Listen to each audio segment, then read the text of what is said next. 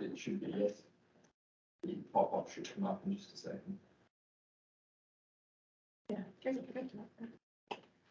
Okay, good morning, everybody. Please be aware if you are attending this meeting, our meetings are recorded for future viewing. And we are privileged to gather on the traditional territory of the Kwakwaka'wakw. We'll call the meeting to order and ask if a motion to adopt the agenda, please, as presented. Moved. Second. All those in favor? Opposed? Carried.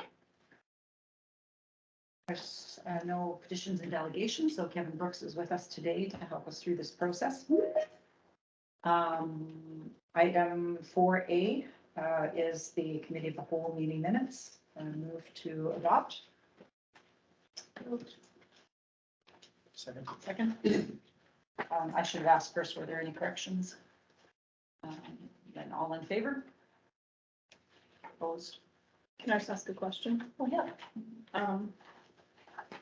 Do we consider 2022? Do I have something outstanding there?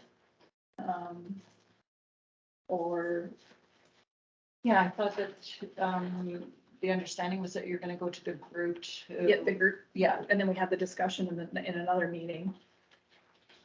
And then am I supposed to be bringing something written? oh, That- yeah, is you that you the were idea? just, yeah, you had given us a verbal, if you can just bring it as a written, yeah, you're correct. That's- Okay, so when that Compass program gets up and running, Connor, is that the sort of stuff that was gonna populate as like tasks for people? Is that the next stage kind of getting that Compass running? So iCompass, we can do a task tracking through iCompass. What we do right now is in our mutual drive, we have a list of resolutions and we farm those out to people as we're working on them. Okay, so just from a council perspective. I hadn't read the minutes, I forgot. So Okay. just an idea. All right. Moving to item 8A, we've got the zoning bylaw 705, 2021. So the first thing there is the proposed timeline for us to meet. That was on page 7. These are just suggested. Of course, July 5th is today. And just wanting to know how council feels about the dates. One thing that was missing or could be put is on July 12th. We have a regular council meeting at 7 p.m., but we could have a committee of the whole from 4 to 6, have a dinner break. We've done that before, and then go into a 7 p.m. meeting. That would give us another meeting and we could have a committee of the whole. The 18th for me during the day could be out. Yeah, so that's why we have to be So- determined, so it could be an Yeah. evening meeting as well. And we, in both, I believe in both July and August, we only have a single meeting. Is that correct, Connor? In both those months? We just In have- July and August, yes, we both just have the first meeting of the month. Oh, and the committees as a whole.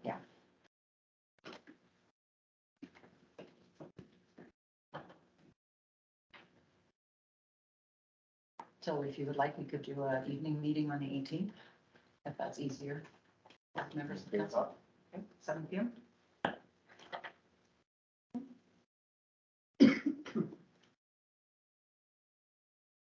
So this would actually get it done if we get agreement kind of thing. Well, But yeah, to some point, yeah, we have to actually be able to get this. yeah, and if we added a committee of the whole prior to the July 12th meetings, we may not even need the July 18th meeting, but that gives us extra time and would give us 6 or more hours to work through the zoning bylaw and then be able to have staff collate it and get it ready for another public hearing, give out the letters to everybody that needs to have them out in time. Before, yeah, nominations for elections come and then we're in full-blown elections. Can I ask a question? Yeah, go ahead, Councillor. What is meant by public roundtable discussion? What do you envision that as being? I guess that's still to be determined how I didn't really know how to label it, whether it was just public input, public roundtable discussion. I think the idea, I don't know, Councillor Downey threw it out, was to perhaps have people move around, have a more intimate kind of a facilitated process to gather input. allows the opportunity, because we had a public hearing, so everybody expressed their concerns. They listened to us talk with McElhaney, but we actually didn't engage in a public forum with any of the members of the public regarding the zoning bylaw. So it would be an opportunity for that to happen. And also be an opportunity maybe to hear about some suggestions that we hadn't thought of that could move us towards a different. What about just calling it open house? I'm just concerned that this maybe sounds a little too serious and not inviting for people, public round table discussion, you know, maybe. To me, that's, I'm getting in a room, I'm sitting at a table with people I don't necessarily know, and then expectations, they're gonna be asking me questions, and I'm gonna have to take part in a little workshopy thing. But to me, an open house is you come in and you can show up for 10 minutes or 2 hours, you can walk around and chat with me on a map. So you can do a more informal. Whatever council wishes, it doesn't matter to me. But the intent is to meet, whatever the label is. Yeah, and gather Fine, I'm fine information. with open house or whatever you choose. I guess the other thing I'd like to bring up this time, because it might fit into this timeline, is the thought of what council thinks about maybe another survey. We're doing our old survey, which we passed around, I don't think it's looked at that in a while, but really kind of didn't miss the mark. Like these spots, I thought, like, we didn't really say, are you in favor of all industrial leaving downtown, like industrial, we didn't ask those really pointing questions, and the way it was presented to me, or my interpretation was we went through the OCP process, and somewhere in that process, the public, i.e. the residents, says that they don't want it downtown. I just didn't really saw that backed up with any sort of survey, or, you know, maybe Kevin can comment on if I'm off my mark there, or, but, you know, essentially we came forward with this plan to not have any light industrial downtown, and it had to come from somewhere, so. Yeah, through your worship. Go ahead, Kevin. We actually did ask that question explicitly in one of our early on workshops that we held in October of 2020, I believe, where we had that initial COVID workshop and we did the physical distancing. We actually had specific questions during that survey, during that session with regards to the industrial uses in the downtown. Would it be possible to get those questions forwarded to us, and maybe we can use those with a few other questions that we come up to do a survey of our own? Would that be possible? Yes, certainly I can forward those through. Thank you. Question right there. Is it the black line or the green line? That's.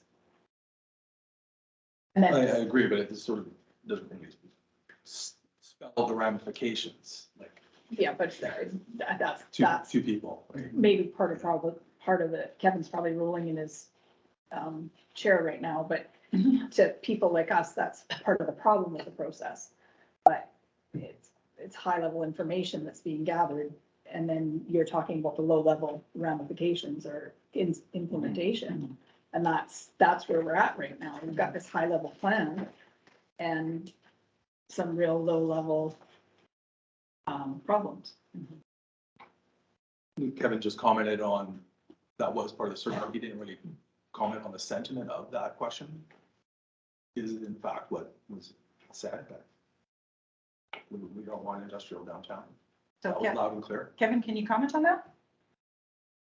Yeah, based on my memory, I don't have the actual, all of the responses in front of me at this moment. But the direction that we heard from the community is that they wanted to transition industrial out of the downtown and focus on commercial uses in that area. Without having all the detailed information in front of me, I can't go into the sentiment of the multiple comments that we did receive from the public in regards to those uses. So again, Kevin, just so I understand the process, the OCP says, in the future, it's going to be commercial downtown. Correct? That is correct. And currently we have industrial in the downtown. And if the zoning bylaw doesn't change, if it stays the way that it is, there's always opportunity to move it to commercial.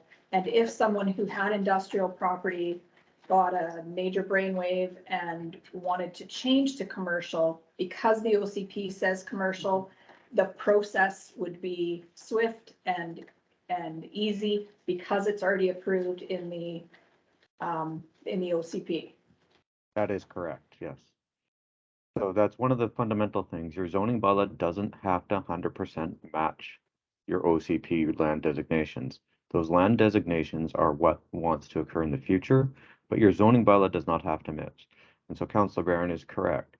You could have your OCP saying this is commercial, and then if someone wants to change the land use in the future, then they begin to work towards achieving that vision of the OCP with a proposed use. Some excellent use comes up, and then they could rezone to allow that commercial use to occur. Then it's supported by the document and policy that you have in place.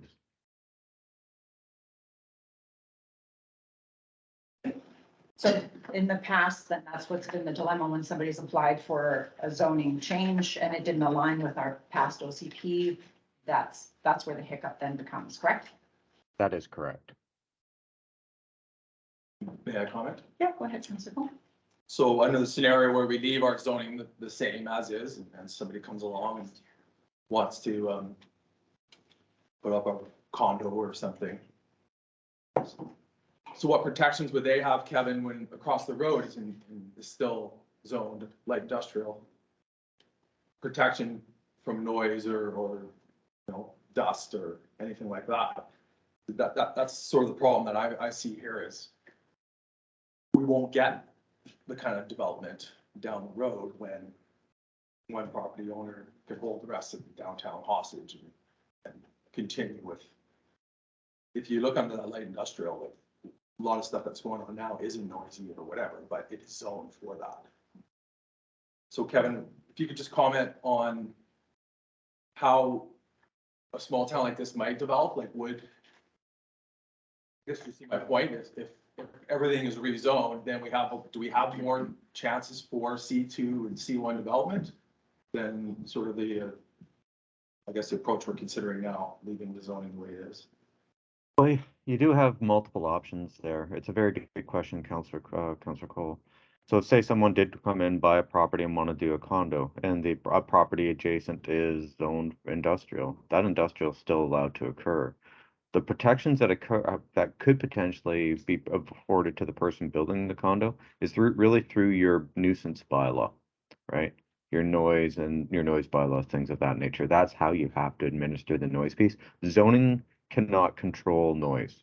Zoning, citing a building, size of buildings, and use. So you have to have other bylaws in place and bylaw enforcement to afford protections of that nature.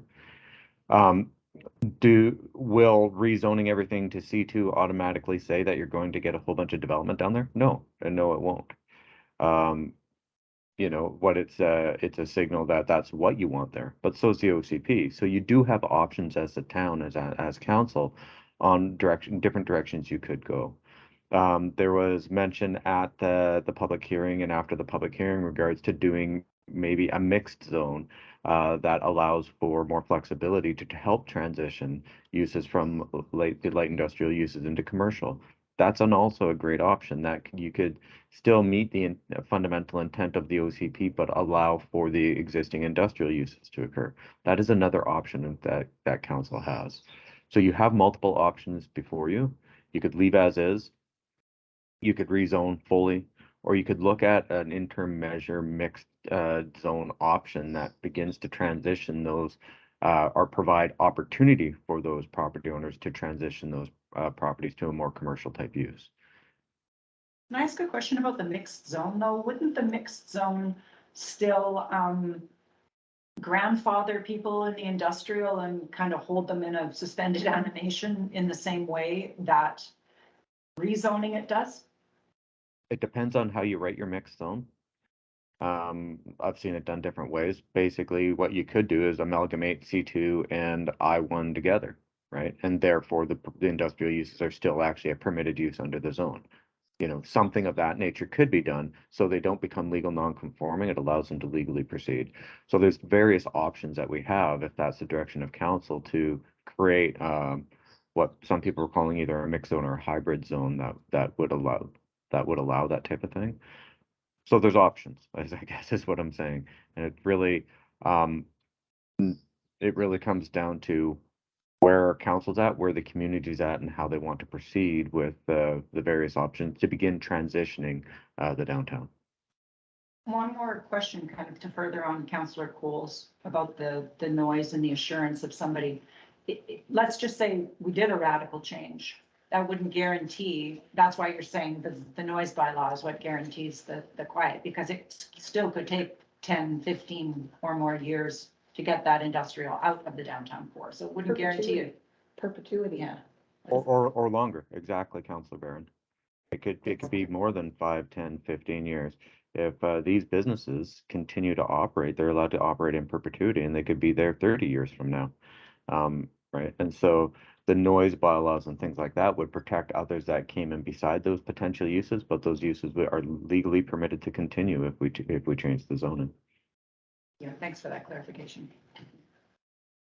Clarification. So is mixed zone really, if we just take C2 and we add auto body repair to it? Like, is that what you mean by mixed zone? Or we take C2 and we add, the truck tire repair or, the uses that are in there now? We're just gonna add those to C2, or can we get maybe an example from you on Yeah, thank what you, a mixed Councillor. zone is, or is it as simple as that? We're just gonna add uses from M1 into C2.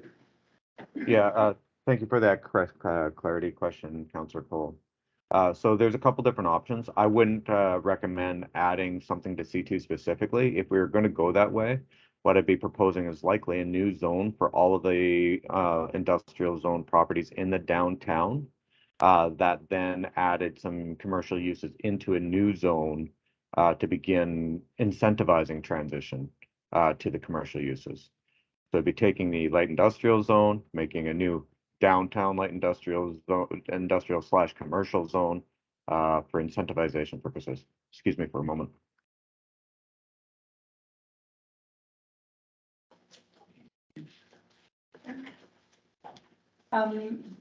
Since we're moving on to this next part, can I just have a motion to just approve the dates that were set out here with the change that it's open house and that July 18th become a 7 PM meeting? Second, all in favor? Opposed, carried, thank you. And then we will advertise those dates out to the public, okay? Thanks.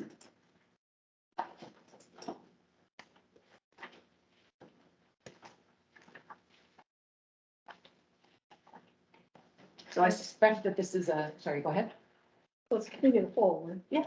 It's, I just wanna get straight in my head, when it says principal uses compared to accessory uses. Right? What page are you on? I'm on page 36 and 38, so commercial 1 and commercial 2. Townhouses, apartments, row houses would be an accessory use. So nobody would come in there to build a condo building. Cause I don't, personally, I don't see a condo building in that downtown core. Right? Like, so if that's an accessory use, we're more concentrating on what's up here in the principal uses. Could we clarify, though, that accessory means second floor, not? Get that? Difference between somebody coming in and building, because we have existing building, I guess that's what I'm going to, we have existing buildings there. So they don't have second floors on them. So then that would mean somebody would be going through the whole rigmarole of earthquake and upgrading and building code and all that stuff to put a second floor on. And then in that, they could put apartments or whatever you want to call them. But if somebody bought, I'll pick on Ian because I've known him for too long. If somebody bought Ian's property on the corner and knocked that building down, they can't build a condo complex. Is that Because correct? that's not the principal use of that land in commercial. Am I correct in that, or am I? Kevin, can you He help did us say with that? that. Through your worship, yeah, you are correct, Councillor Barron. However, it doesn't necessarily need to be second floor or something like that. As long as you have a principal use on the property, you could have a apartment building, townhouse, row house, offices, for example, in C1, on another portion of the property. It doesn't have to be second floor. There's nothing requiring it to be second floor. So it's just, you have to have a principal use to allow for the accessory uses to then occur. That is correct. And then was principal use defined in the definitions? Yes, it certainly should be. The primary purpose for which the land, building, or structures are ordinarily used. So my thought process goes to somebody comes in and applies. How do you make a determination that if they have a 20 by 20 shed that they're going to sell ice cream out of for 8 months of the year, or sour candies or something, and then the rest of the property up to the 80 maximum lot coverage of 90% or 100% is going to be all housing? Yeah, is there a square footage or something like that as compared to the? Yeah, Like, so I thought- principal, and so when you look at interpretation of case law on that with regards to what is incidental or accessory, your principal use has to be your predominant use on a parcel. So for example, if you look at an example of what I've seen in case law when that question does come up, is if you have a shed that's 1,000 square feet and you're selling sour candies out of it and you want to build a townhouse, your townhouse has to be 999 square feet for your principal use to be deemed principal. Right? So that it comes down to the incidental to that principle, right? Okay. And that's the fundamentals of zoning, and how zoning works for determining principal and accessory use. Because at the very beginning of this process, you told us that our zoning bylaw wasn't bad, but that it had illegal pieces in it just because of the attrition of policies and procedures and all that stuff. And it needed to be cleaned up because it hadn't been touched for so long. And I remember saying, I just want to get it to a point where it's readable and it's interpretable for staff, right? So that's why I'm asking, because I don't want to see us get into a situation where now we've just gone and created a bigger problem if somebody actually has a real good sour key idea. You know, and that can be somebody who's 100%. existing or somebody who's coming into the town. Yeah, 100%.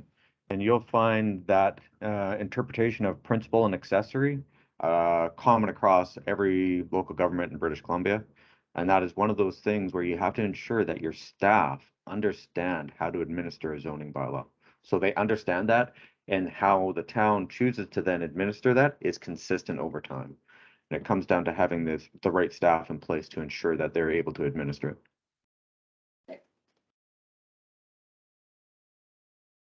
One question for clarity. So if I've understood you correctly, if somebody has a commercial property, if there's 10,000 square foot of retail on the main level, your maximum on your second floor is going to be one meter less than 10. Is that That's correct? that is certainly one way of interpreting it, and I've seen it interpreted that way. The town itself will have to deem how they wish to interpret that. Okay. But your secondary use has to be less than your primary use. Which doesn't make sense to me, because there's some spots that there's some spots in town where it would make sense to have commercial on one floor and perhaps 2 floors of condos up above it in the downtown core. So if I read this bylaw, that would not be permissible in any site in our town. Is that correct? I wouldn't interpret it that way myself. When you look at your principal use is that use that is going to have the most impact on a site. When you're looking at your commercial component, because you allow for apartments in your C1 zone. Sorry, I'm just scrolling through the bylaw. That's why I'm sort of. Yeah. So I'm, so if we look at our C1 zone or C2 zone, and basically you look at your list of principal uses. So let's say you're going to have restaurant, retail store, ground floor, commercial. And then someone wants to build apartment, 2 stories apartment above that. The principal use, is at ground floor commercial still. And it could be interpreted that the apartment above it is incidental, even if the floor area is fundamentally the same. Right? And it comes down to that interpretive piece of what is the greatest impact and use of that site fundamentally based on the zone. So do you weigh that by the tax revenue generated off the property? No, typically it's based on the intensity of use of the property. Right? What's the intensity of use? So your retail store is going to create way more traffic and have a higher intensity of use than the fundamental residential above. Okay, thank you. I was gonna ask if it was foot traffic or not. Thank you. Even if they were vacant, Kevin, you built a brand new store and it was vacant for a couple of years, it wouldn't matter. Yeah, even if it was vacant, it wouldn't matter. It's the fundamental intent of that commercial space. And just to confirm, C1 and C2, there's no residentials on the ground floor. The way this is worded, but I just want to confirm that. It says in 9.1.7. Yeah, and 9.2.6. Sorry, yes, Councillor Cole, you're correct based on 9.1.7 and 9.2.6.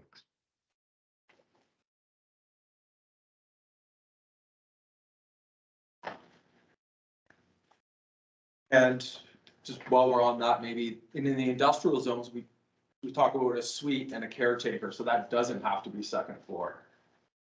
Is my understanding? It doesn't say that. Through your worship, that is correct, Councillor Cole. And would we consider an RV a suite or a caretaker? Through your worship, no, an RV is not considered a dwelling. Recreational vehicles does not fall under building code and it's not considered a dwelling for permanent residency. We do have a couple RVs within our property, within the town that look like, or caretakers staying in an RV, but that's.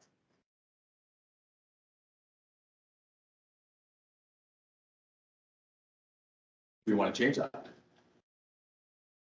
I think we have, not for caretaker, but we have included it for Building. people who are building. Yeah. Yeah, which I think, yeah, if they can't find any place to live, is a good idea. I know that Alert Bay has done that and it's been quite successful. Yeah. So, It's meant to be temporary. temporary in nature. But we have RVs within the industrial area and downtown that are permanent in nature and people living in them. Everyone seems to be okay with that now, so again, I'm just gonna put it out there. I haven't noticed them, so to give me an address, so I'm oblivious. We've got RVs that are sided that look like a house and that aren't code either, so. there's- Yeah, spending on commercial area. Okay, I just want to clarify that. Are you talking the trailer park? No, No. I'm not, I don't want to name names in this word around here, but there's definitely a few. Oh, we have a bylaw that's complaints driven, so I think once we get a complaint, then we act on it, right? Question comes back to where do you put auto repair shops? Where do you put the body shop? We have a property on Mine Road that is actually well, I suppose actually it fits within a C, it's more of a C2 because it has the retail space on the bottom and dwelling or apartments up above. Mhm. Not too sure what else is on the property. Is that one chunk, just retail, the other, is that tied to where all the mechanic things Yeah, are? is it subdivided or is it? It is subdivided, so 2251, where the old video warehouse. Yeah. And gym used to be, are 2 separate units, then there's another storage or rental underneath, and then 3 apartments above. And then where Des and I currently reside above the video warehouse, is our residence. So that's an It's area. one property with two Yep. commercial buildings essentially, and then. Correct, And and then then on another- the right-hand side there, where my workshop is Yeah. the industrial, and that's 2233. So that would be appropriately zoned as an M1, I would suspect. but it's that other chunk that really would have to be spot zoned to a C2.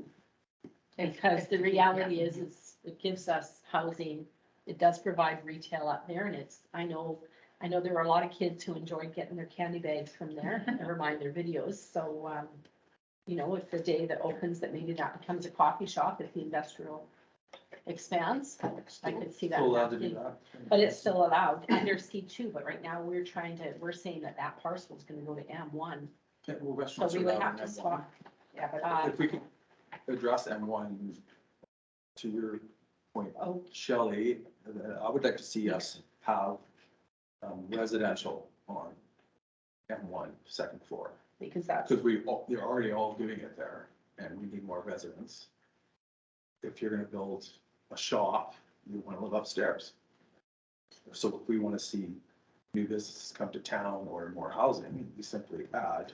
dwelling Well, over there's- to the dwelling M1, on yeah. top. and then we street need caretaker is allowed, so if. That's different though, that's. Yeah, not- I know, but there are some where there is a suite caretaker, but then there are some where there's a suite caretaker and an And extra rentals. one or just the rentals, so, yeah.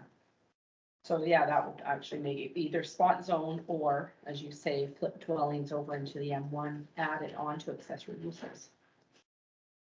And then the other thing is, you add offices to M1, and then that helps these folks put an office in.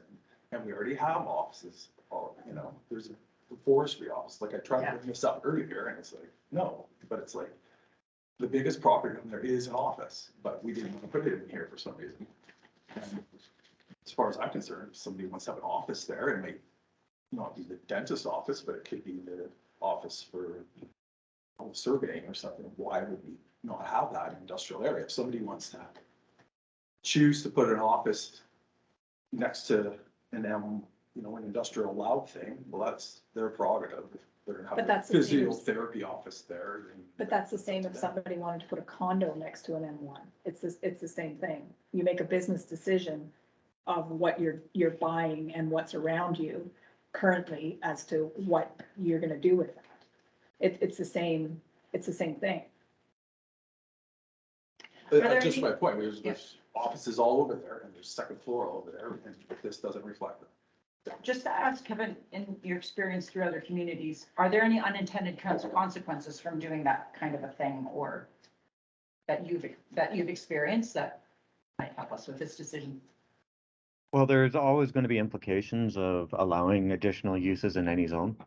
What those unintended consequences with allowing residential and industrial zones, the main challenge is conflict between those residential uses and the intensity of the industrial uses, right? That's where you're going to get your major point of conflict typically. You know, on those again, like you said, you have a complaint-based bylaw enforcement situation with or how you administer your bylaw. So then you'd be dealing with those on a complaint-to-complaint basis. Other challenges from a building codes perspective, allowing residential above industrial, there's significant additional building code requirements, but that would be for the property owner to deal with. There was one comment with regards to like adding uses into the M1 zone to address the currently zone C2 property along Mine Road. Another option that council could consider is do a site-specific amendment in M1 that allows for site-specific use for that property. Keep it M1, but allow a site-specific use for that property to allow for C2 uses on that property, which would then permit exactly what they're doing in perpetuity, but also then allow for the industrial uses to occur on that parcel also.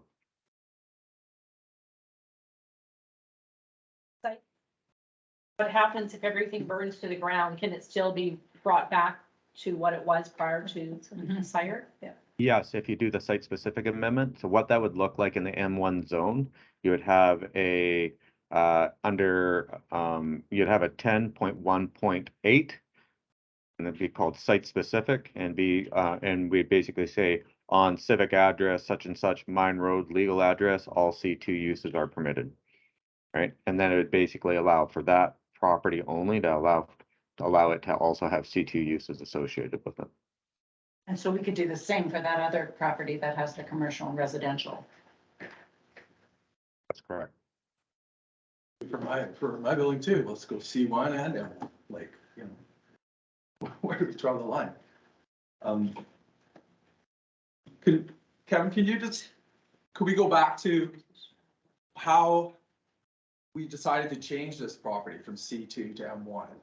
Is it normal to have one property in a C of M1, like one C2 property? Like, that's why we changed it for continuity. So kids maybe aren't going to the new candy store there, they're going downtown where commerce is supposed to take part. See, but I'm not exactly sure how that happened, because I remember specifically speaking about that property. And when I look at this map here, one of these maps that was August of 2021, it actually was a different color. Yeah, it still is. So I'm confused. I also don't remember a changing of colors in the downtown, which that's the next thing that I would like to. This was the one that was Tackle as presented well. on the 26th. Yeah, it did have a different color. Same for the Legion. I thought we had left the Legion and the old Jehovah Church. I thought we had left them kind of alone. Like, I mean, it almost feels like we're gonna get into basically a specific conversation. But if the OCP says the downtown eventually wave a magic wand, get a ton of money, is gonna be commercial, walkable commercial. That's what I retained from the meetings that we had. So if the OCP says that, then why are we creating all this havoc and spending all this time having these sorts of conversations that aren't getting us anywhere? Like, why are we doing this? I do not understand. So can we put some common sense back into this and go, okay, the future is this, that downtown. I mean, I just had friends up here from Alberta and Down Island, and they loved that little space, that little garden. Like, they took, I don't know, a gajillion pictures of that little garden beside the butterfly wall. They loved that little walkable downtown thing, even more than their annual trip into Fields, which was a big deal. It would be nice if we kind of had that over on the other side of town, but we have a transport company there. It is what it is. There's beautification is different from this zoning thing. And if we change the zoning, they can operate in perpetuity. So why are we, I just don't understand, you guys.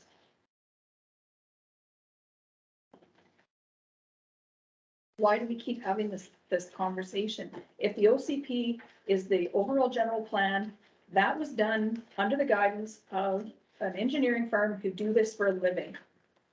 That's what they do. It has future plans. So if somebody in the downtown wants to go from industrial to commercial, the footprint, the path is already there for them. They just have to go down the path.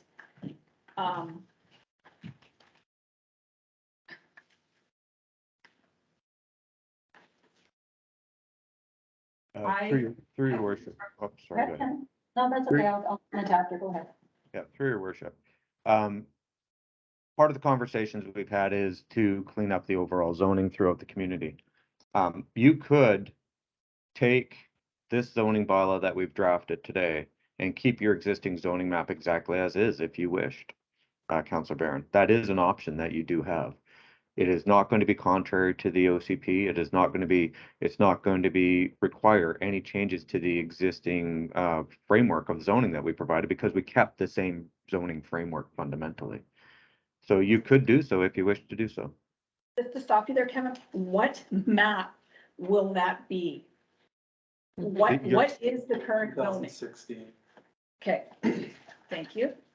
So And if you look at it, it's like different colors all over. And then you look at this one, and this is how proper towns are developed. I get it. We're, in a hole here or backed in a corner, maybe, but it was cleaned up by a professional planner, as you say, who did the OCP. And this is how. Well, it was based on Towns public are- input and it was based on council input, And right? professional planning, and professional planning is not having one commercial lot in a C of M1 or vice versa. And we're happy with the way our town is, and that's that, or we tweak it. But you have to recognize too, that if we're speaking specifically about that Mine Road property, they went through a rezoning To get. to get there. So it probably was M1 at one point, and they made a business decision. Yeah. And through that business decision, went through the process to get it rezoned, and it was accepted, it was done. Yeah. Council Bell, correct, in 96. Yeah. It was rezoned from industrial to commercial. To commercial. So I understand what you're saying, but that's not the case here. The town has totally been developed like that. Like, back if you, 2 doors down, somebody wanted to do C1, they would have been fine. Yeah, just do whatever you want, right? So now it's the time to clean that up. I- It's just, the whole town's been piecemealed like that. I That's how it's been understand designed and built, what and you're then you could, all sorts of properties that people. We're talking about a whole bunch of changes. The property's the same idea. Somebody bought it at one and now it's gonna be C2. It's not just one property. It's like a whole bunch, right? So they can keep doing what they are doing. So if I can make a comment, I think having done the OCP was huge. It's been something that has been on the plate for a long time, and we accomplished it. So I guess what I'm trying to weigh is this too much too quickly? I hear what you're saying about cleaning things up. What I really like about this zoning bylaw, apart from this, if we remove this, is there are a lot of really good things in here if we're looking at developing the hillside that we need. The ability to build other types of housing, a cleaned up, more readable zoning bylaw for staff to be able to implement, and the building inspector to be able to refer to. Those are the things that I feel are gonna get bogged down in this particular process. I'm not saying, I mean, we heard from the public that they would like to see this. And I'm not saying that we can't move towards that in the future. But I'm really concerned that this is going to hold up any housing development that we want to do. Because we'll be operating out of the old zoning bylaw until such time that we figure this out. That's where I'm sitting at the That is a moment. good point, Mayor Wexstrom, is that this is just one aspect of the Yeah. whole thing, right? So maybe we all agree on chickens and we can move on with that. Maybe, well, you know what I mean? Yeah. But I guess for me, I'm looking at the longer that we delay acting on this zoning, we're looking and making revisions to our zoning bylaw. Everybody carries on. We now are in the process of having a second freight company located in what is our now downtown. And so here we are, we had one on the main drive, now we've got another one being established, just, tucked away, but that, I don't believe that was the intention, is that we have freight companies located in the downtown core. But here we are, because I look at the map and it's perfectly within reason. The owner isn't offside here at all. So when do we make a change here? We can, to continue with our 2016 zoning map means it's still a heyday free for all, the will of council of the day you walk in with your application. I don't think that's satisfactory anymore. I think we're past that.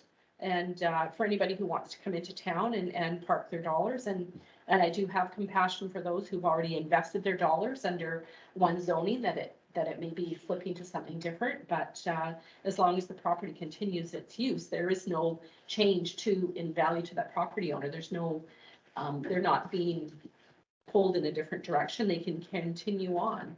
But in the meantime, if somebody's looking to make some changes. But that's what our, we need that's what to- our OCP allows, right?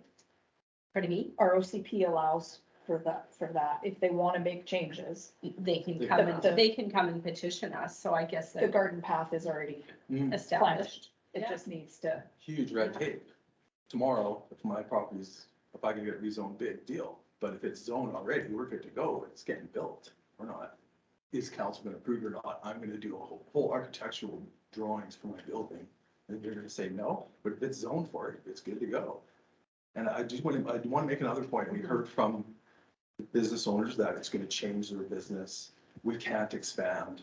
In the same letters, they all said forestry's dying, all their regular industries are dying, and this is the reason given that we're supposed to give them an olive branch, they can keep going.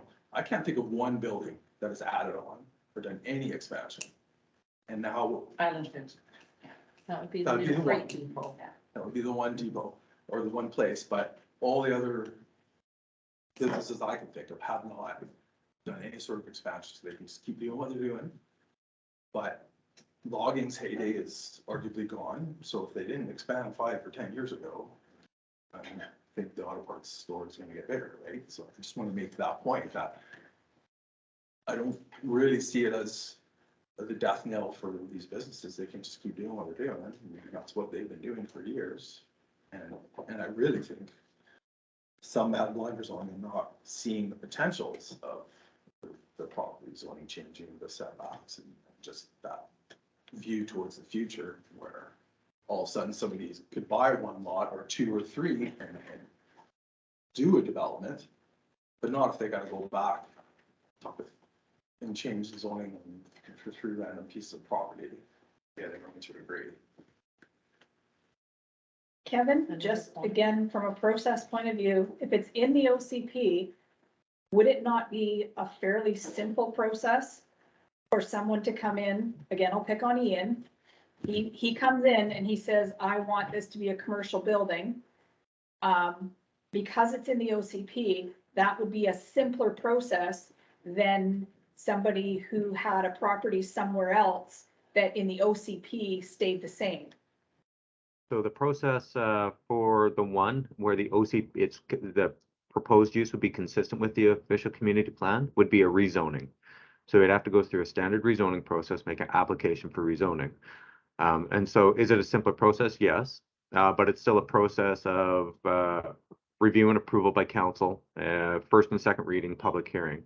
The second situation is where someone comes in and proposes a use that's inconsistent with the OCP that will require an OCP amendment and a rezoning at that stage, which is a much bigger process because it also triggers a significant amount of potential consultation with the community, OCP amendments and reassessment of consistency with the overall idea and values within the OCP, plus the rezoning process also. And so that's why the inconsistent proposal is more onerous, but a rezoning process, sometimes they're simple, sometimes they're not. It's still a public process and they're still not predetermined in regards to approval or the situation that will occur through public consultation. Is there a reasonableness for the council at the time to, like, is there any precedent where council refused it, it's consistent with the OCP, but they've refused it, and where a developer has pushed back and found the council, I don't want to say at fault, but because I'm hearing Councillor Cole saying that it can hinder a developer from wanting to do something. So what if council says no, but it is consistent with an OCP? That happens all the time, right? Because just because it's consistent with the OCP does not mean that it's the best thing for a community.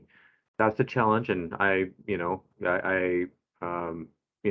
appreciate the challenges that you as councillors need to make, and you're having the discussion today. There's not only the policy framework, but council, as all of you know, need to take in the realities of the community at the time, the political realities, and the desires of the community, which are not always going to be captured fully in your policy framework. And so there's many situations where a proposal will be consistent with your official community plan, but will at the time, based on that council of the day, will not be deemed as the best for the community. That it happens regularly.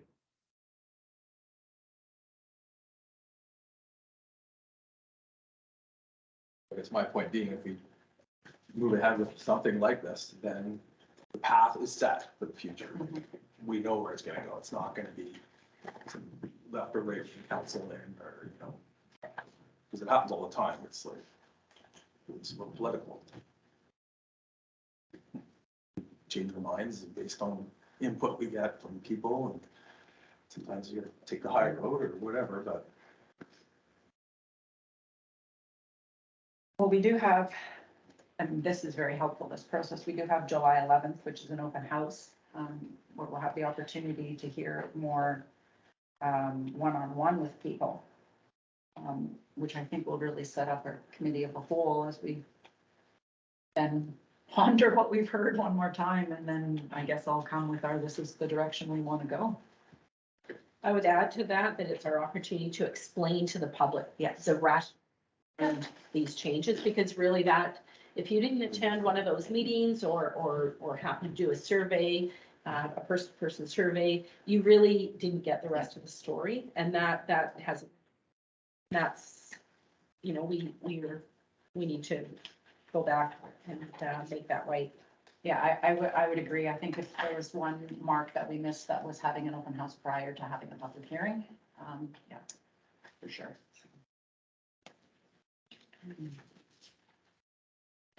For the record, I lean to revising our zoning bylaw as opposed to relying on the OCP to set the direction. Maybe the zoning won't quite look like this, but I think we are on the right track.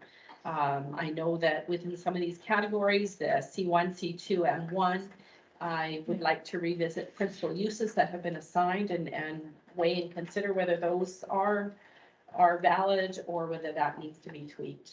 So that's my thoughts. Hey, Kevin, why do we have a commercial 1 and a commercial 2? Through your worship, commercial 1 is typically your high street uses. Those are your sort of your principal sort of pedestrian orient type commercial uses, where your commercial 2 is typically your more service commercial type use, which is if you look at it as an intensity of use, as mentioning intensity of use. So if you look at your C1 uses, you know, they're much more sort of retail oriented, personal service, you know, things of that nature. Where you look at your C2 uses, they're a much higher intensity of use, service commercial, automotive sales, you know, garden centers, things of that nature that may be more auto-oriented type uses typically. Yeah, ShopRite, we put C1 and now we've just put them, and then they're They're non-conforming. They legally, yeah. really should be C2, which is what they are currently. I don't know why we would have changed that and made them legally non-conforming. I also take exception with, of course, my property, it's highly retail. Everyone there is retail. It's no garden center. To me, it faces the whole downtown. I never really, you know, maybe that was because I asked for rezoning for a car lot that was sort of put in there. I didn't really ask for it to be C2. I don't know. Well, that was my Yeah, question. yeah. That was my question, was how did we get those properties becoming C2 or C1? Well, and that's one of the reasons why I asked that you included an old map, because when you look at that map, with the revisions on August 24th, Kevin, you came back with much clearer colors, but I look at it and I thought the whole thing was C1. And then I really had to zoom in to see that there was a variation in color and that Derek's property now was C2, so. And then And it honestly, should be C1. the giant- It should be It C1, should be yeah. the C1. giant lot Yeah. across from here, next to Windsor, that it's vacant, but I'd rather see that C1 where it faces the whole town.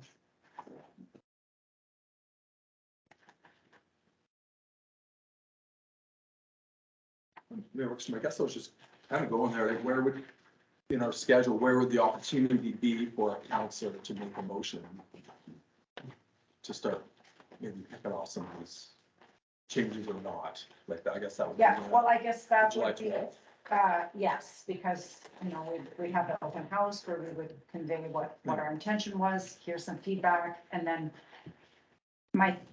the thought was, if we have too many committees of the whole, we have all these meetings, and then all of a sudden we've got to go back and have all these meetings again based on the feedback. So if we have some more feedback, we have the open house, as Shelley said, explain what the intent was, look at rejigging maybe. Then we've got the committee of the whole July 12th, July 18th. July 12th, we would have a committee of the whole before the regular meeting, July 18th. And then, yeah, one more if we needed to. At the committee of the whole, we can make recommendations, just get ratified later. We can make a motion. Well, you know what, there were on the committee of the whole, we only make recommendations. We could go into a special meeting and then just ratify it immediately afterwards. Yes. Okay. Then we just go into a special meeting and then ratify it, or sorry. I'm not gonna make a Approve. motion tonight, but like, or this morning, but if we had come up with a couple ideas, we could have put those in motion to be ratified. So like if What we was were to the- put in a motion to do Yeah. chickens only under temporary use permit, Mhm. and then the chickens would be under temporary use permit, and Done. Is that what you mean? Yeah, we can start just picking things off. oh, we, Maybe Yeah, we there all are agree other on some details stuff. too, Yeah. you'll attend to, aren't there? yeah. Yeah, there certainly are.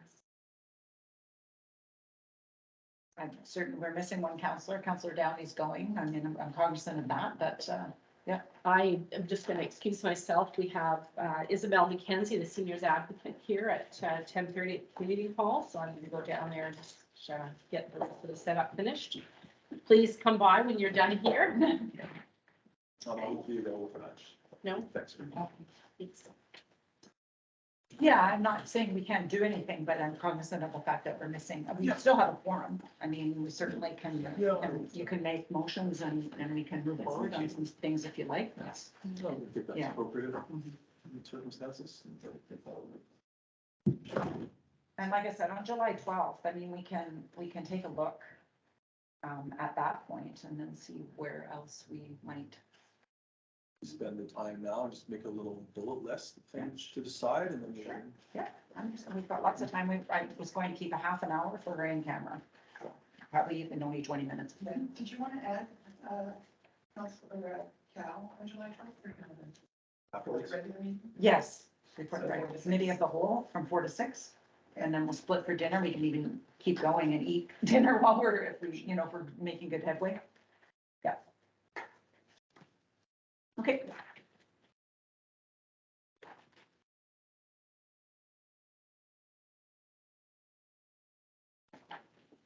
There's a couple ways of looking at it too. We could just ask for input from counselors if there are areas of concern, like.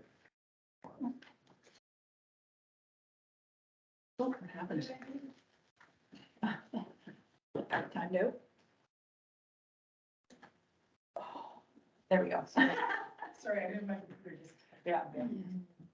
For those online, the computer just glitched out for a second, so we just have to wait it.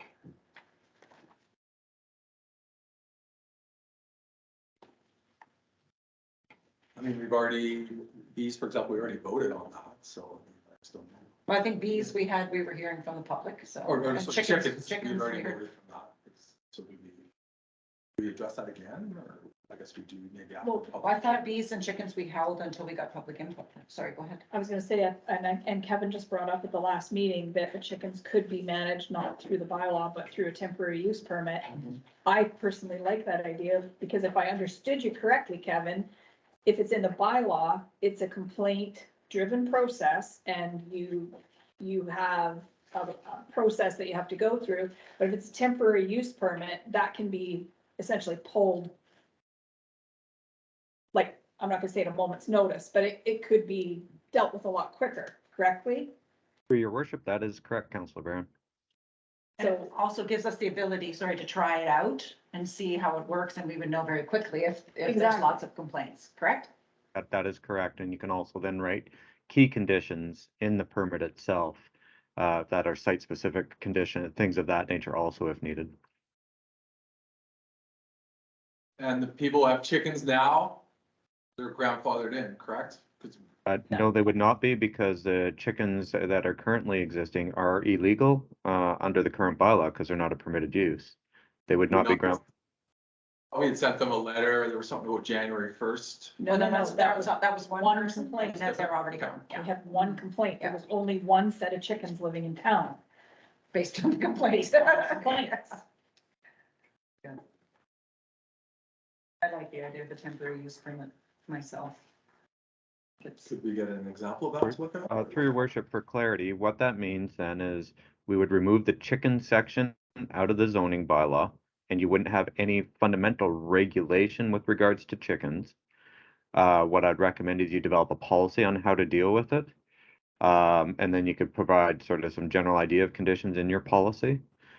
Because you wouldn't actually have a bylaw controlling chickens. So for when people wanted chickens, they'd apply for a temporary use permit, and you would assess every request for backyard hens on a case-by-case basis at that point.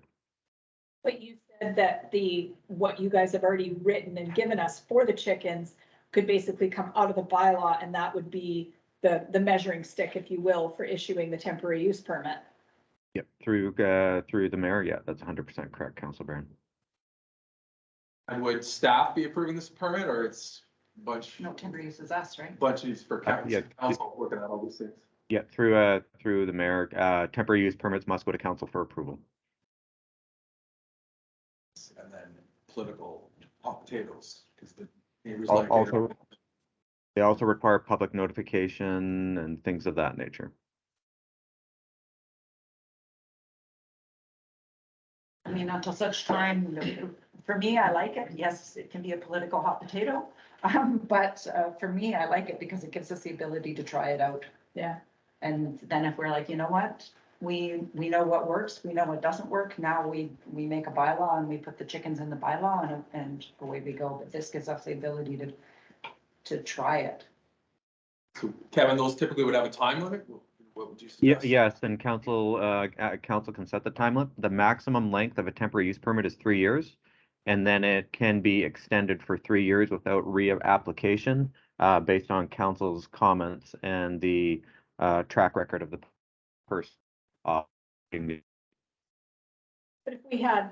if we opened it up and said, you can apply for a temporary use permit and nobody applied for a temporary use permit for chickens in the first 3 years, that would be like a trigger that you don't need a bylaw to cover it. But if we had a whack of people applied for it, then you would move it probably out of the temporary use and into the bylaw.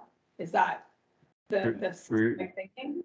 Yeah, through the mayor, yeah, that's correct, Councilor Barron. That would be my recommendation. If all of a sudden you're getting dozens of temporary use permits for backyard hens a year, then you'll want to get away from the temporary use permit process because it can be onerous on council to be dealing with that many applications.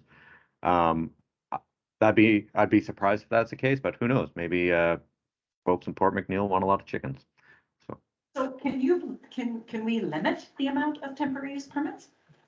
Can we say, look, we're gonna do like, for the first batch, we're gonna do 10, we're gonna see how it goes over the course of 3 years?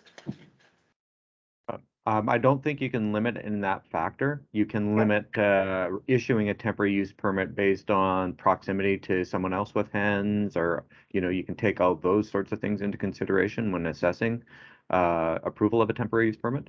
But I do not believe that you can actually limit the number of temporary use permits that people can apply for. If someone applies for a temporary use permit, you must accept the application and assess that application on its merits. So our stumbling blocks right now are the chickens. Bees, I maybe. I thought the bees were taken care of, Yeah, I think the but bees were taken care of, an electric fence was added into it. And then, Yeah. No, these are in there with no electric fence. no, I just reread it. I just reread it this morning because unless these things are wrong. I think Even chickens got an electric Electric fence. Chickens, yeah. they're not these. Oh, That was my understanding. No, I thought both were because the conservation officer suggested it, so we. Bees, I think, were different because there's a different set of provincial, yeah, it was defeated, sorry, you're I right just there. remember my honey, or my Winnie the Pooh joke. 224, moved seconded and defeated that beehives require electric fences but I don't understand that because it says opposed Mayor Wickstrom and Councillor Barron.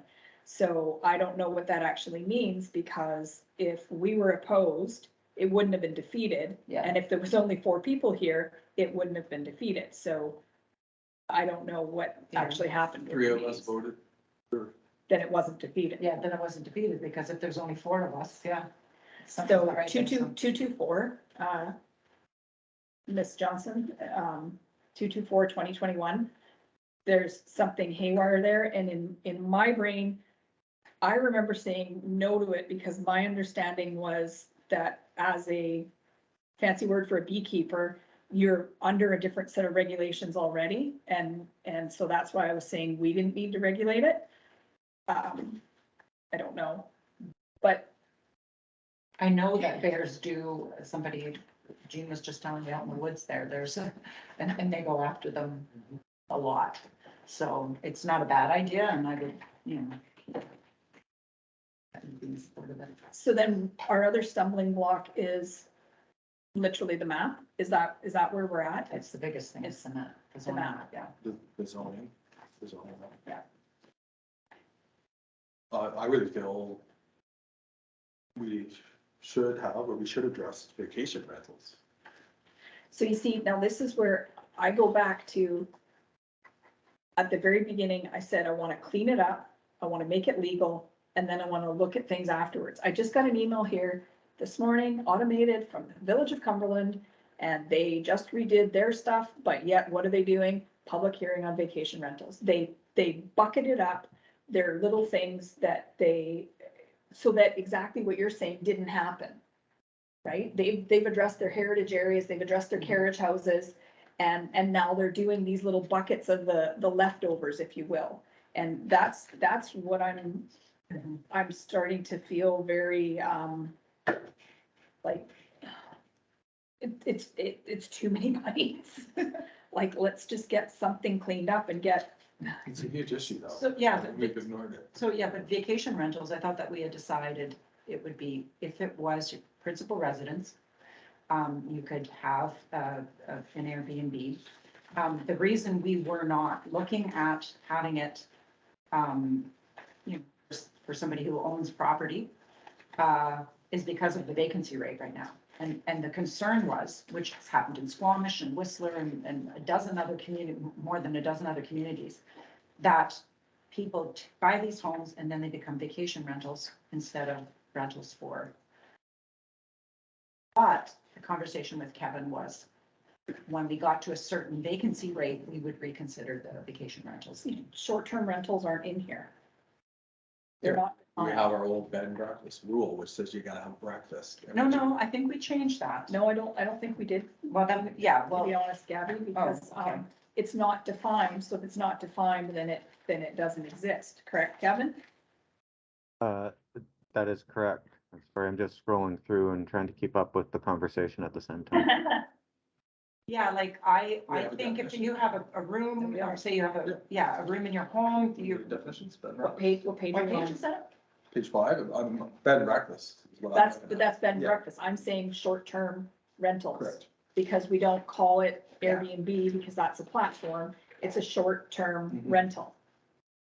And Ryan had a very valid point about the Landlord Tenancy Act and the restrictions that come on that, and why there was a reason why somebody would want to have the ability to do short-term rentals, so that they didn't get sucked into the tenant having more rights than the landlord.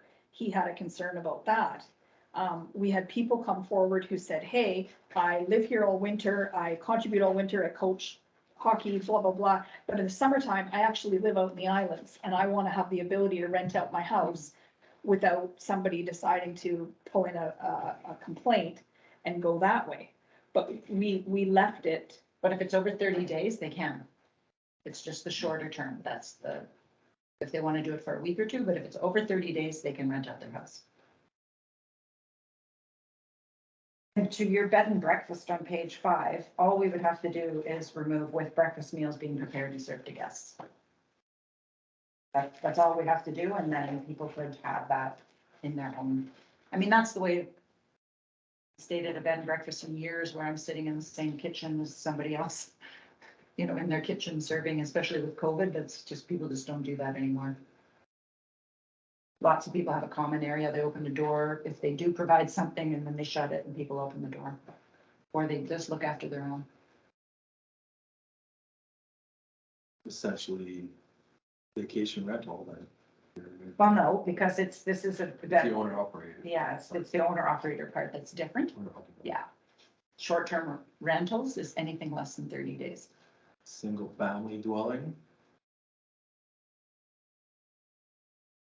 Full family dwelling, if I owned a duplex, could an Airbnb the other side, or it have to be within my unit? Is that what you mean?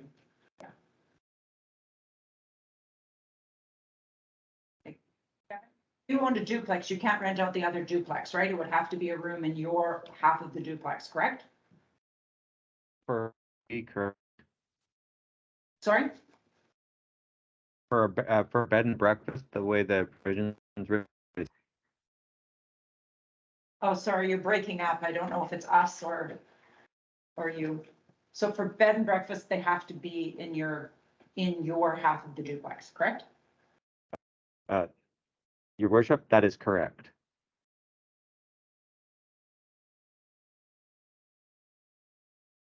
The question, so if we left this bed and breakfast in our bylaw or as is, and we removed the clause where you had to come down for breakfast in the morning, I mean, is essentially it's a vacation rental, like, we're good to go for Airbnb? Through your mayor, yeah, that's generally, that would generally be correct if you remove the meals portion of it, yes. And Yeah. Airbnb I really don't- is just form now, right? Yeah. Mhm. Sorry, Kevin, go ahead. No, that's, I didn't have anything. Which I have a bunch of your concerns as well, or concerns in general about housing.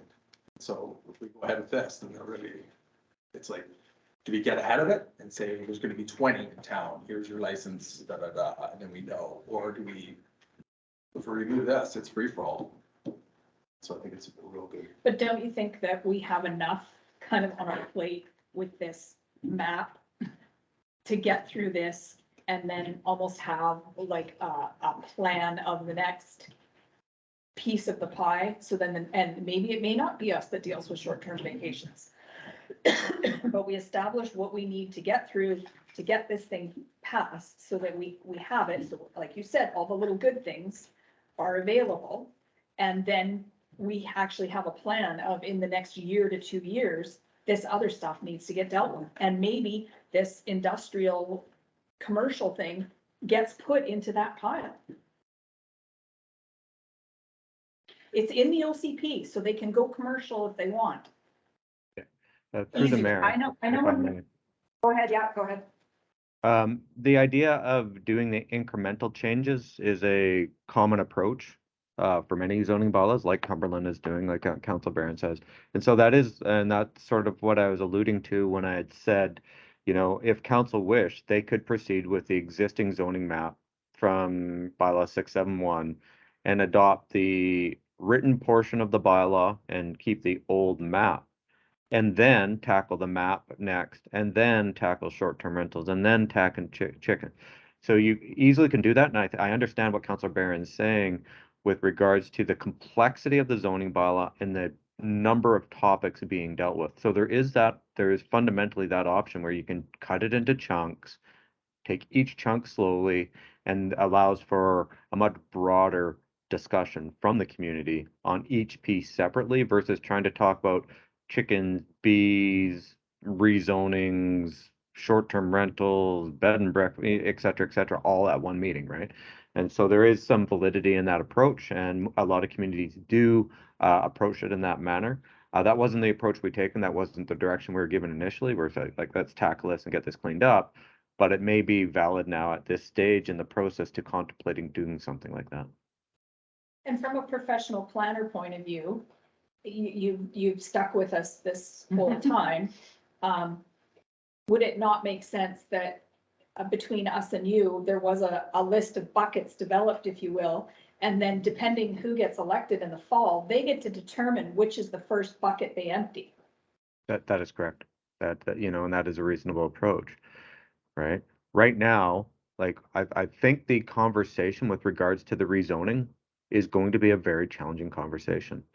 And I don't, from my experience, I don't see a conclusion to that conversation in the timeframes that you've put forward. I really don't. It is going to be a very comprehensive, complex conversation. It's going to be about the uses and not only the uses that we're proposing for the changes, the existing uses, and the proximity of those uses to the other uses in the community. So it's an option that council can consider. So one of the conclusions we may come to is making that list of priorities. Exactly. And then, and then hopefully enough of us are reelected that we can continue to help move it forward. And certainly you can sit on the other side of the table and remind council of the vision of the OCP and where we might go. And there might be other voices. Yeah, I just want to say, I really think the Airbnb or the bed and breakfast, it's a housing issue, and for us to just, we could really bite us in the butt later. It's a housing issue, and that's what we hear about, is housing. So, Derek, we have how many houses in this town that are sitting vacant?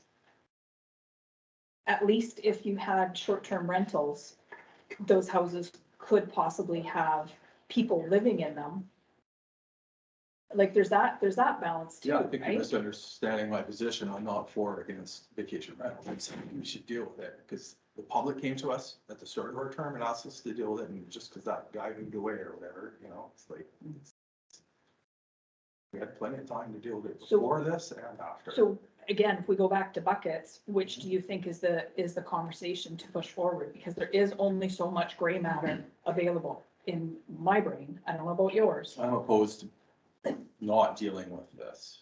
I mean, leave it as So you is, deal but if with- we're gonna pull out the thing where you have to have breakfast, then we're getting the whole can of worms up. So are you saying go with the 2016 map? No, I'm not saying Well, that specifically with. But listen to what I'm saying though.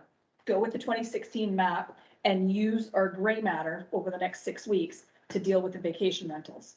Because the vacation rentals, if you remember that meeting that we had here, public meeting, there was just as much controversy with those Chickens. as there was, well, no, as there's been for this. Oh, Because now you have people that are affected and they're vocal and they're coming in and they're saying, hey, yeah, I know you've been doing this for the last 18 months, but it now affects me. So now I have something to say about it. Same with the vacation rentals. As soon as that came up, we had letters, we had people in here who were very vocal the same way because it was affecting them. And we ignored it. Well, Years ago. we had an interpretation of how this process was gonna go. And it hasn't gone the way it was supposed to go. We're not even talking about OCP when people were here about bed and breakfast and Airbnb, like, this was barely on the radar. It had nothing to do with this process. So again, which We do you had want to, channels. that maybe that's the conversation we need to have. Which are the things that we need to deal with right now? Which are the higher risk, which are the higher priority to get dealt with? And that's what I'm saying to you. Is it continuing this conversation, which Kevin has just said in his experience, this is gonna be way more than what we're trying to get done. And it takes longer, well, why give up? And Because we then, won't see it through till the end of our, I mean, realistically, right, we're, Well, why don't we just scrap the whole thing and let the new council? Well, do no, it? Like, we have to show leadership. no, that we're, Got to this. nobody's saying that, and, I know. no, and I do, I mean, you often say we're sloughing it off, we're not sloughing it off, we've done a heck of a lot in the last little while, despite COVID and everything else. And I'm proud of that work that we've done, but we're hitting a place right now, through no fault of our own, we couldn't have public meetings, we couldn't have the things that we wanted. I'll admit, we made a mistake. We should have had a public or an open house prior to this going out so that people could, like Shelley said, understand what the vision was. But we didn't. And so here we are. And, you know, I hear Councillor Barron and I think that that's what we should come back with and say, what are the things that are our priorities to tackle and see where our priorities align. But I don't know that we can, whether we keep the map as is, or we take the map like Councillor Downey would like and, you know, spot zone, is that what it's called? Mixed zone areas, Tweak it a bit. tweak it a bit. Is that our only focus? I hear you saying you'd also like, short-term rentals, but the reality of it is there's only so much time till, Yeah, well, let's get through it. Maybe it goes smooth, maybe 3 of us will decide and then, you know. yeah, I'm not saying not to. It's like, I'm just, yeah, we're just I saying. don't know that why we're taking something off the table at this point, when it's totally relevant in the document. We didn't say to take it off the Well, table. that's what's being suggested. No, she's not. She's That we saying, put it no, on can the I, back burner for next just, council. no, we didn't say back burner. We said prioritize, move through those items that are prioritized, and we may not get to one of the items. That's what she's saying. She's not saying not do it. That's not what I heard. Okay, That wasn't what I was saying. just trying to get us to a conclusion. okay. I think we all. So I will send out an email to council and we will ask for, based on, you know, Kevin saying this whole, we're looking at a really big bite if we're looking at it all. So what are the priorities? What are the priorities that we would like to see before the end of the term addressed moving forward? And how can we set the other things up for the next council to continue to move forward on these things? Am I hearing that correctly? I think so. And if nobody has an opinion on it, then I guess we'll stick with what we've got. All right. Kevin, can I ask you one more question? Yes, certainly. Any questions? We've got them here. Ask away. To go back to this commercial C1 and the commercial C2. Yep. I think I'm wrapping my head around the, like, the library or the liquor retail would have less impact than the lumber yard. So why is there accessory uses for dwellings? Like, why is it the same in both of them? Except for, No, C1 and C2. Why can you do the same residential accessory uses in C1 and C2? The discussion that had was due to the proximity to your core. Since that's your core, you want to have greater density, and it was to provide flexibility to allow more residential to occur within close proximity to the core of the community.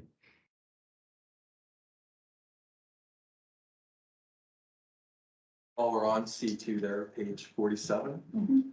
storage outdoor. I've been really grappling with that one. That could easily turn into something very unappealing.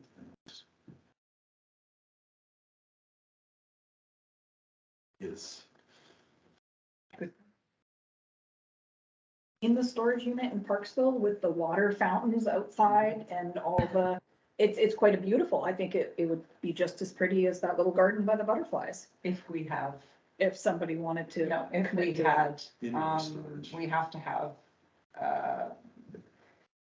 what's the development? Development bylaws. permit. Yeah, your development permit guidelines, which you have in place through your OCP. So if you're going to have, say, a garden center with outdoor storage associated with it, and it's new, it would have to go through your development permit guidelines, in which then you can deal with screening the aesthetic components of that prior to construction. So means the storage of equipment, goods, and materials typically, but not even. I apologize. I have a 10:30 appointment that I need to attend. If you have any more questions for me, please email them to me, and I'll get answers back to you guys right away. Kevin, appreciate you being here. Thanks, Kevin. Thanks all.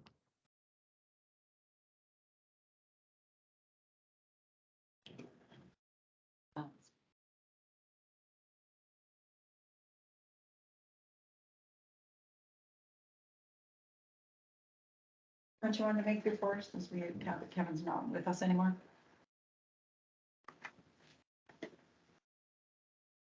Can you make a, yeah, well, I imagine you have it highlighted there and bring that storage up when we have a conversation, put that in a parking lot item for us to discuss.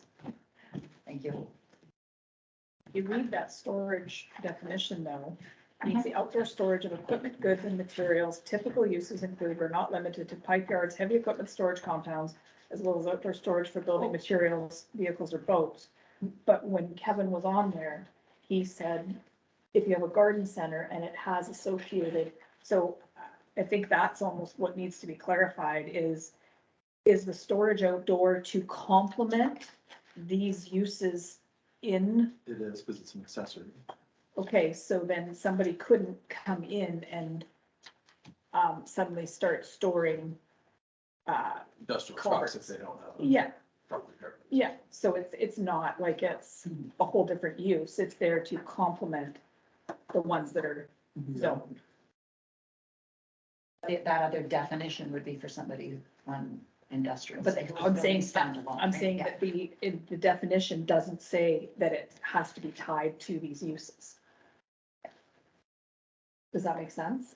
So you're saying then perhaps a definition if storage is an ancillary use, and then a definition for ancillary use storage. That the store, I think just how Kevin just said it, that this outdoor storage is supporting the principal uses. So you have to Right. have a We principal have some use. protection there. Yeah. Yeah, you Maybe have to, jump yeah, first. yes, you have to have a principal use on the property that the storage is supplementing. If it's not a standalone storage facility. It can't, And you make- it can't be a standalone. Well, storage not in this facility. one, but isn't there in some of the, in the M1 it is. So that's why I'm saying that if it's so on there and also in the definition, there needs to be something if it is ancillary. Right now, it's crafted solely for someone wanting to build a storage facility in an M1 where it's An allowed. outdoor Yeah. one, yeah. But we have it in one of the commercial definitions, so it needs to be clarified. Thank you. All right, 12A, kind of a motion that council go in camera under the community charter section 91E regarding acquisition, disposition, or expropriation of land or improvements. Sure. Moved, seconded, all those in favor? Opposed, carried. Thank you. That's it. Oh, go. I thought you were. Oh, you're talking. Oh, to Scott, no, I was telling the dog to go. So, did you, He was looking at the dog, thank God, or that would be very uncomfortable. did you have any questions, Scott? That is the Oh, last sorry, thing I on the forgot to agenda. ask. Oh, darn it. Okay. Thank you. My apologies, and I And didn't who ask was any, online? and hang on before you leave online. Jessica and Aaron? I didn't ask if there were any questions Yeah. from anybody online. My apologies. Thank you, Emery. But did anybody have a question? You're both, yeah, have mic, you're both mic'd if you had one? No, okay, none from Aaron. Jessica, I'm assuming none as well? Okay, thanks for attending, everybody. Sorry about that. Motion to adjourn and go in camera? Motion. All in favor? Opposed, carried. That's the other thing I had. Now you can go.